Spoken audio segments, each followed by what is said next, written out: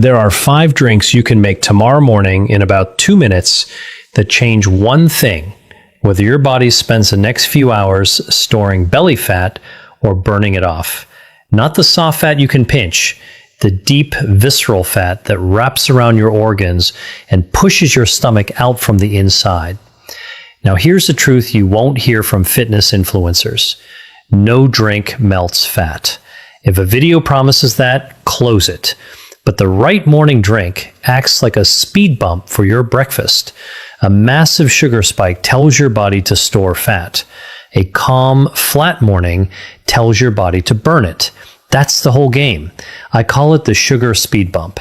Stick with me for a minute because you're not meant to drink all 5. You just choose one. Drink number 3 has the strongest science, but drink number 1 is the easiest.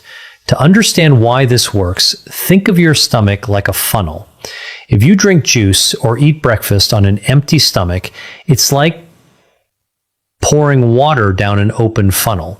It dumps right through, hits your system all at once, and causes a massive sugar spike. Your body instantly goes into fat storage mode. But if you take one of these drinks first, it's like putting a barrier in that funnel. The exact same breakfast goes in, but now it's forced to drip through slowly, bit by bit. Because it arrives in a steady stream, your body has time to actually burn it for energy instead of panicking and storing it as stubborn belly fat. That slow drip is exactly what these 5 drinks do. Let's start with number 1. Drink number 1 is psyllium husk, and I'm starting here because it's the cheapest, simplest thing on this whole list.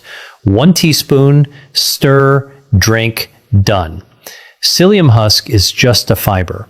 You buy it in a tub for a few dollars and it lasts you months. But watch what it does. When you stir it into water and drink it, it turns into a soft gel in your stomach. That gel is the barrier in the funnel. That's your sugar speed bump.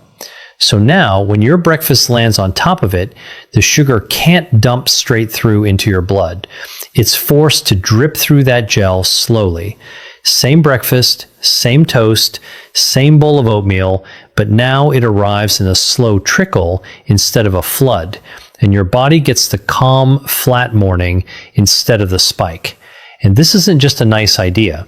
In one big review back in 2023, researchers pulled together 19 separate trials, more than 4,000 people, and the folks taking psyllium had lower fasting blood sugar and better insulin resistance. In plain English, their bodies handled sugar better and stored less of it. And in a separate trial, around 6 grams a day actually pulled fat off the belly specifically from a fiber, not a drug. Now, the question I get about psyllium more than any other is when to drink it. And this part matters, so stay with me. You drink it 10 to 15 minutes before you eat, not with your food. Remember the funnel. The gel has to already be sitting there, formed and waiting before breakfast shows up. Drink it with your meal and you've missed the window. Here's how to make it. 1 teaspoon, that's about 5 grams, into a big glass of water, at least 12 ounces. Stir it and drink it down right away the second you've mixed it because it thickens fast. Then drink another glass of plain water on top of it. I mean that. If you sip it slow, it turns to sludge. Drink it quick, chase it with water. One more thing. If you're not used to fiber, stay at that 1 teaspoon for the first week.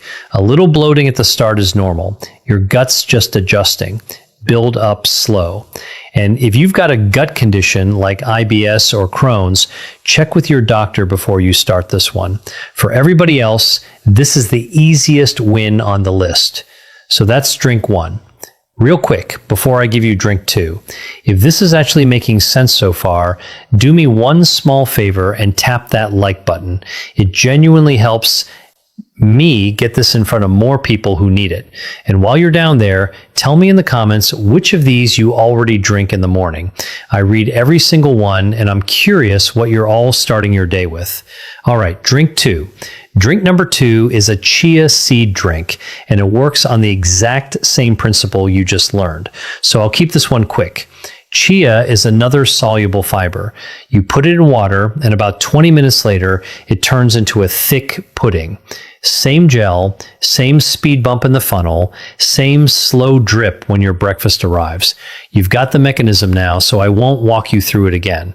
But chia brings two things psyllium doesn't: protein and omega-3 fats, the good fats for your heart and your brain. So you're flattening the spike and getting real nutrition in the same glass. That's the bonus. On the numbers, chia has been shown to cut the blood sugar spike from a meal by around 22 to 30%. That's roughly a quarter of your spike gone just from drinking this first. Now, I'll be honest with you because I promised you the truth. People online love to call chia an appetite killer, like it shuts your hunger off. The research on that is pretty soft, so I'm not going to oversell it. It'll flatten your spike and feed you well. It is not a magic switch for hunger. Anybody telling you different is selling something. To make it, 1 tablespoon of chia, about 12 grams, in 8 to 10 ounces of water.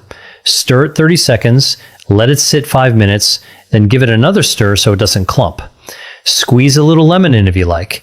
Same rule as the psyllium. Hi, I'm Dr. William, and throughout my years of studying metabolic health and helping patients improve their blood sugar control, I've learned that simple daily habits like these can make a meaningful difference when practiced consistently. If you're new to fiber, start small and build up. That's drink 2. Now, drink number 3. This is the one I told you has the strongest science of all 5, specifically for that deep visceral fat, and is probably the most surprising one on the list. Drink 3 is matcha.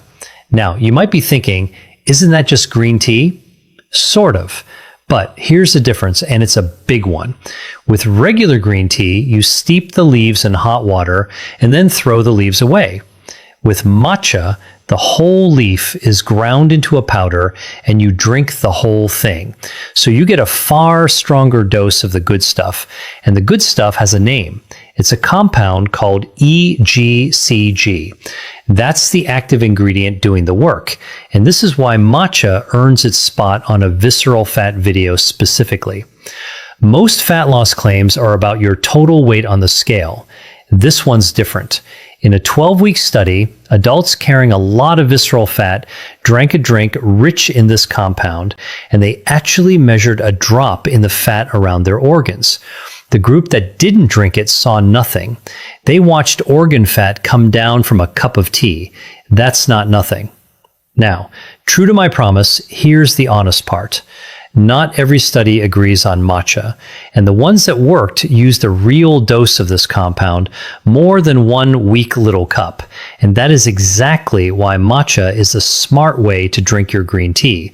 Because you're drinking the whole leaf, powdered and concentrated, you get a dose that actually matters, instead of the watered down version. There's a second reason I love matcha, especially for folks over 60. It gives you caffeine, but it also gives you a calming compound called L-theanine that takes the edge off.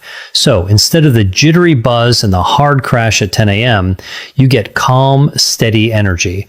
And that matters more than you'd think, because those afternoon crashes and that stress are exactly what drive the cravings that pack the visceral fat back on.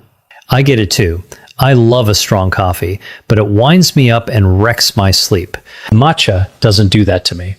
Hi, I'm Dr. William, and after years of helping patients improve their metabolic health, I found that small changes like choosing the right morning drink can make a meaningful difference when practiced consistently. Now, here's the mistake almost everybody makes, and it ruins the whole thing. They pour boiling water straight onto the matcha. Don't. Boiling water makes it bitter, and it damages the very compound you're drinking it for. Let your kettle cool a minute or 2 after it boils. You want it hot, not boiling, around 175 degrees Fahrenheit. Whisk it into a little paste first, then top it up. And whatever you do, don't add sugar. The sugar is the spike. The spike is the whole thing we're trying to avoid. That's drink 3, and that's the strongest science on the list. Drink number 4 is one even I was skeptical about until I looked at the blood sugar data, and it was hard to argue with. Drink 4 is apple cider vinegar. The active part of vinegar is something called acetic acid. That's the stuff that makes it taste sharp. And what it does is genuinely useful. It slows down how fast your stomach empties into your system. That's the speed bump again, working from the inside. It also helps your muscles soak up sugar out of your blood, and it switches on your body's fat burning signal, an enzyme called AMPK. When AMPK is on, the message to your body is dead simple. Stop storing, start burning. So vinegar blunts both your blood sugar and your insulin after a meal, and those are the two things this whole video is about. And here's my honest take, like I promised. Apple cider vinegar is not a cure for anything. It will not fix insulin resistance on its own. It's a spike tool, but that spike control, done every single morning, is exactly what we're building here. Now, this one comes with a real warning, and I'm not skipping it. Apple cider vinegar is acid. You never, ever drink it straight. It can burn your throat and strip the enamel right off your teeth. And once that enamel's gone, it doesn't grow back. So always dilute it. 1 tablespoon in a large glass of water, around 250 milliliters. Dilution is not optional. Drink it through a straw to keep it off your teeth, and don't brush right after. And if you've got a history of acid reflux or stomach ulcers, skip this one completely. You've got 4 others. No problem. That's drink 4. Drink number 5 is going to surprise you the most. And I already drink this one every single morning. Drink 5 is black coffee. Yeah, coffee on a fat loss list. You probably expected me to tell you coffee's the problem. It isn't. And everybody gives the credit to caffeine. But for visceral fat, the caffeine isn't really what's doing it. It's a compound called chlorogenic acid, and coffee is one of the richest sources of it on the planet. And the evidence here is strong enough that I want you to actually hear it. They took 150 overweight adults. One group drank coffee high in this chlorogenic acid. The other drank coffee low in it. Same coffee otherwise. 12 weeks later, the high group had less visceral fat, a smaller waist, and a lower body weight. Same drink. The only real difference was that one compound, and it does the same 2 jobs as everything else on this list. It slows sugar getting into your blood.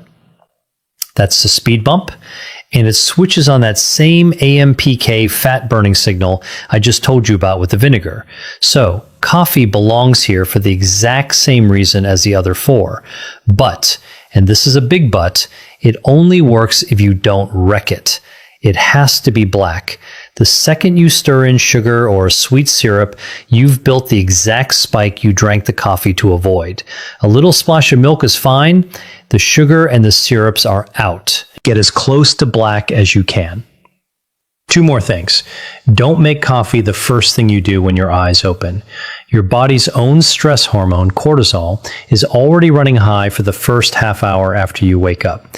You don't need to dump caffeine on top of that. Wait 30 to 60 minutes. And if you're sensitive to caffeine, decaf still has the chlorogenic acid in it. You still get the benefit we're after. Hi, I'm Dr. William, and after years of studying metabolism and helping patients improve their health, I've learned that simple habits practiced consistently often outperform complicated routines. That's all 5. Now, here's the part I promised you at the start, because nobody is actually drinking 5 drinks before breakfast, and you don't need to. You don't need 5 drinks. You need 1 speed bump. So here's what a real morning looks like. When you wake up, drink a plain glass of water first, just rehydrate. Then, before breakfast, pick your speed bump, your psyllium or your chia, 10 to 15 minutes ahead so the gel is formed and waiting when the food lands. Then, with your breakfast, have your warm drink, your matcha or your black coffee, and if you're using the apple cider vinegar, it goes alongside that first meal, never on an empty stomach. That's it. Water, then a fiber gel before food, then a warm drink with food. You're not juggling 5 drinks. You're putting 1 speed bump in front of your breakfast. And remember what I told you up top, none of these are magic. I meant that. What they do is keep your morning flat and calm instead of spiking. And a flat, calm morning is a morning your body spends burning that deep fat instead of storing more of it. Do that one small thing every morning, and it adds up quietly, steadily, in exactly the direction you want. So, don't try to do all of it. Just pick one tomorrow morning. The cheapest one, the psyllium, or the one you're already making, the black coffee. Put the speed bump in front of your breakfast and let your body do the rest. And if you got something out of this, here's the one thing I'll ask.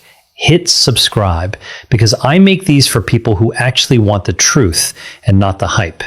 Give the video a like so it reaches somebody else who needs it. And tell me down in the comments what you want me to break down next. A drink, a food, a symptom you can't get a straight answer on, anything at all. Whatever gets asked for the most, that's the video I make next. I'll see you in that one.